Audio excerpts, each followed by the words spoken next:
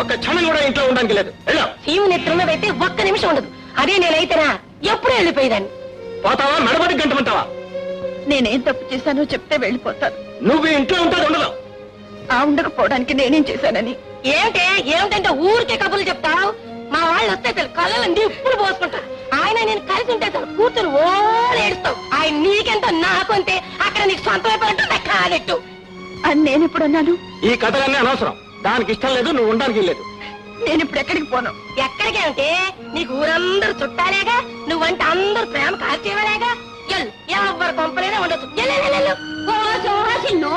Gate మండ ఆడి కొంపలో ఈడి కొంపలో పడి ఉండాల్సిన కర్మ నా వదనికి ఏం పట్టిందా? దొంగనా సైతి. ఆ కర్మ నీకేనే బండనా సైతి. మిమ్మల్ని ఇద్దరు మెడబెట్టి గంట ఇట్లాంటిది ఓడితోనే పెట్టుకుని నాతో పెట్టుకుని ఉంటే పళ్ళు పిఠాపురం సంతకెళ్ళిపోగలదు. ఏటంతో పిఠాపురం సంతగా ఎందుకు, శ్రీకాకుళం సంతకే తోలేద్దాం. నువ్వేటంతో? నానేటంతను. నువ్వు ఏటంటే నేను అదే అంతను. మిమ్మల్ని చంపి దించవే చెయ్యి.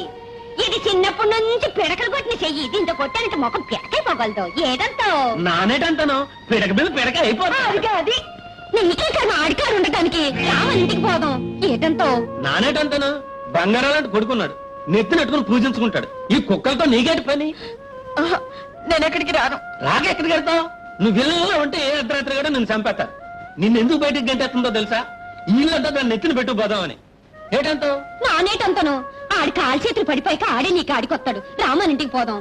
రా పోదాం. కాస్త ఓపిక పడితే రావుడు చదువు అయిపోద్ది. అప్పుడు